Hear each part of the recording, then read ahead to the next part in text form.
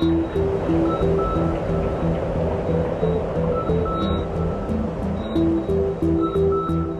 name is Ben, I'm 16 years of age and I have autism. Because of this, I've found it so difficult to speak, and I also struggle with some basic tasks from which I would be easily distracted from. However, I was so lucky because I got early intervention from not just one, but a few therapists. Now I'm in Year 10, I enjoy my schoolwork and I have a few hobbies I like to do. I like V8 supercars and I'm really a Ford nut. Examples of my favourite drivers include Mark Winterbottom, Will Davison and Steven Johnson. And I also enjoy catching up with friends on Facebook, playing music with my saxophone, practicing my karate and playing a game of golf. Not only do I have these hobbies, but because I enjoy doing my livery design on my computer, I'm thinking about being a graphic or maybe an engineering design sometime in future. This is Ben Hawkins at the age of 2. Ben's parents, Robin and Richard, had realised that their toddler's behaviour was suddenly different to that of his peers. Learning new skills wasn't as fast as they expected. There were certain times when we would call him if he was involved in an activity, and it was as though he hadn't heard us talking to him. But I'd had his hearing tested when he was younger, and I knew his hearing was okay. And I also knew because he could be down in the backyard, and if a particular song came on TV that he liked, he would come running in, and you could hear that quite well. Looking back now, there were quite a few big clues that I didn't see at the time, or I didn't fully comprehend at the time. His first birthday party, I remember, you know how usually you see photos of kids with cake all over their face? Well, Ben had a cake that I put in front of him on his high chair, and I don't think he even knew that there was a cake there in front of him. Didn't eat it, didn't look at it, didn't blow out the candles, didn't do anything. And there were lots of little things like that if I brought those concerns up to people, they would tell me not to worry because they knew another child who had been like that, but there was nothing wrong with them at all. The night before we went to see the psychologist, Richard saw a little article on the news, TV news, about a group of autistic children going on an excursion somewhere. And he came in to me and he says, "Oh, do you think Ben's autistic?" And I had thought that myself, but I'd never been able to voice my concerns out loud. And when he said that to me, I think deep down I knew that was the case. Well, the next day we went to see the psychologist, and he confirmed our suspicions. We got our diagnosis, and even though we had been expecting it, it was still a big shock to us to actually hear the words spoken to us. Our first and only instinct was just, how can we beat it? So we just went about educating ourselves and finding the best treatment that, would help our little boy. At 2 years of age, Ben could not speak. He didn't understand most of what was being said to him and had a complete lack of imitating skills.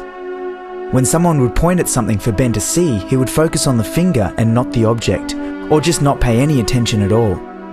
Even when Ben was disciplined, he showed no emotion. If someone else was upset, he would appear not to notice anything was wrong. These little idiosyncrasies were obviously challenges that had to be dealt with on a constant basis. Autism is defined by social impairments such as a lack of peer group interaction, challenges with verbal communication and language, preoccupation with detail, and repetitive behaviour. Well, in one respect we were lucky because he's had such classic symptoms. We received a label of autism fairly quickly, and once we had this label I was able to research and find the best interventions. And all the research was telling me that there was a small window of opportunity. If we could start intensive early intervention between the ages of 2 and 5, that was his best chance of a positive outcome. And when we started therapy, he was already 2.5 years old, but his communication abilities were that of a 9 and 10-month-old child. So we already had a lot of catching up to do. Once diagnosed, the hard work set in, teaching Ben the skills that most children learned by watching behaviour and imitating. The difference with autistic children is that these actions must be repeated over and over until they sink in. Really, ABA when we got down to the research, ABA was the only therapy that offered us hope. It was the only therapy that had the scientific data to back it up as being intensive enough and aggressive enough to overcome all the challenges that we knew lay ahead of us. The challenge with autism is that the learning never stops. This can be very hard for parents, and there is often cases of depression. Di and I, my wife and I, remember vividly when he was diagnosed and receiving that news. It was extremely difficult to not only receive but understand. So I started reading these books, and with every book I read, it just showed me that, yeah, Josh was on the autistic spectrum, and it was heartbreaking. So it was like, okay, that's a big shock too. You sort of, we thought he was going to be diagnosed, but when you actually get told that he's autistic, it's like, grief. So I looked for different therapy forms, and there was the ABA therapy that Little Souls is offering was the thing that I knew we have to do. Robin and her family decided to do something to make the journey easier for families dealing with children with autism. This is where Little Souls was born. The goal was to provide a one-stop shop for parents dealing with autism. The facility provides ABA therapy in private rooms with one-on-one therapy, as well as allowing the children to interact with other children in a daycare environment. What letter? O. Again. Maggie. O. Good girl. What goes with dog?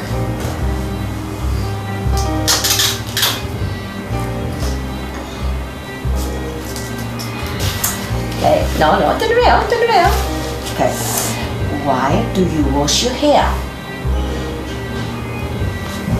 Why do you wash your hair? Josie, tell me. Why do you wash your hair? This is in your hair. Go. Mama. Go. Up. Again. Maggie, go. Mama. Mama. Stop. Maggie, turn around.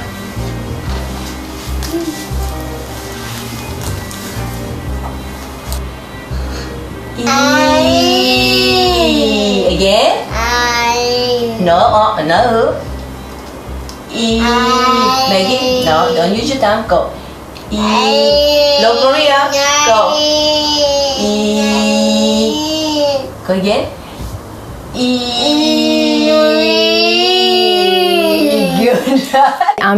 We're really lucky here that we have the inclusion program too, where we've actually got not just the kids with autism interacting with each other, but also going into the preschool interacting with other children who are typically developing, and you can see them flourish, taking what we teach them up in the rooms one-on-one and then down there and using it with the other children in the room and preparing themselves for school whenever they graduate. It's just a perfect example, or perfect situation, I suppose, to have that. And you see them grow, and it's just great. You know that they're going to be okay whenever they go off to school because they've had the experience here with those other children. It's great.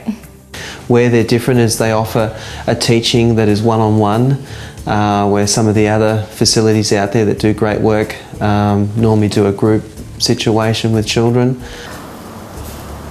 Apple goes with and table goes with chair. The speech was a big thing because the only word that came out of his mouth at the time was da, and for him to actually just to say, a word was just, like magical. Coming soon, shop freaky. Rebels are in. Rebel Sport's going to go in shop 53. I think after the first week, she already learned how to nod her head, how to shake her head, things that we tried for, a year to get her to do. We had, I don't know, it was like magic. Minnie does this one, Mummy does this one. What does this say? Moo. What does this say? Toot toot. What does the owl say?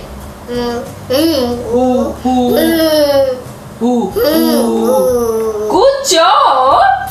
Good job! When he started here, he couldn't talk, couldn't say anything, and his therapist, Maria, had him calling me mummy within a week, and I'd never heard him say mum or dad or anything like that, so that was really special. Mitchell and Max and cards. Wow. And I like read the beetle. A lady beetle, did you? Yeah. Wow. I'll show you. Okay, show me. Every time they make a sound is a glory. Just the sound, because it means a lot.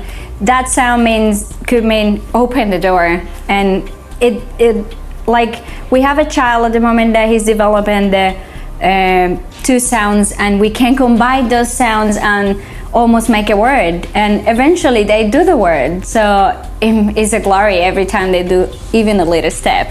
Talking to some of the parents at Little Souls gave us the hope in knowing that James will not only find his voice but have a bright future. Like, I didn't think he'd ever speak.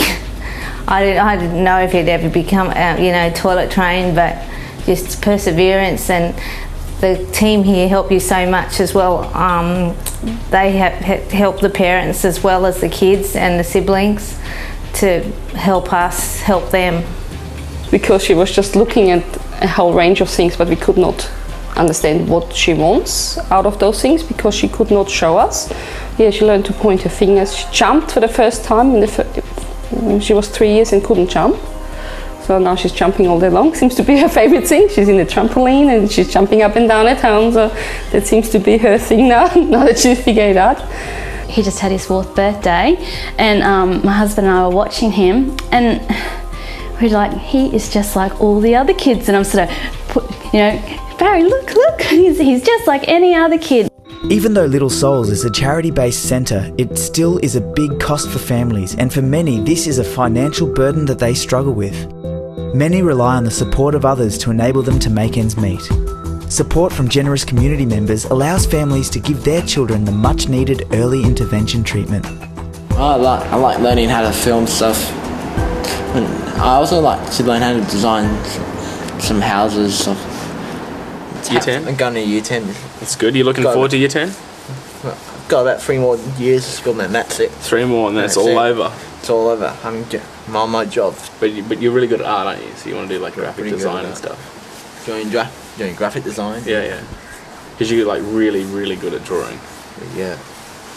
Pretty good at drawing too. Pretty good. Oh, you're really good. ベンさん、どこへ行きますか？シェアワールドを行きます。はい。誰と行きますか？誰と行きます。美穂さんと友達を行きます。はい。何をしますか？何をしますか？ロールコースター乗りとショーを見ます。はい。I've had a lot of dream jobs. I want to be a train driver, I want to be an actor, I want to be a... I want to be a police officer, but that's a pretty dangerous job. You just have to fight off criminals. Put them in jail and lock them up. It's a cruel job. As you can see, Ben is well on his way to being an independent young adult. He's able to go about day-to-day activities, just like any other teenage boy. Without the ABA therapy, Ben's life today would surely be different. With limited time to make this life-changing difference, every sponsorship dollar or donation means a step closer for these children being able to reach a lifestyle that many of us take for granted. You've been given this video for a reason. We believe it's to make a difference in the lives of these autistic children. As parents, we know firsthand how difficult and challenging it's been financially and emotionally on this journey with our son James to be able to fund it and continue to fund it.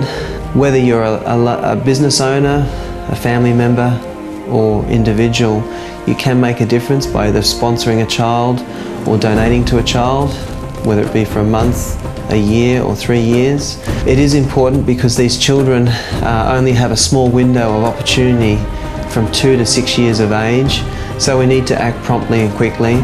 We can't delay, we can't wait, because every moment counts, every minute counts. So please, I encourage you to invest in the lives of these children, and we can all make a difference to secure their future. If you can help assist with sponsoring a child, contact us today. All donations and sponsorships are a tax deduction.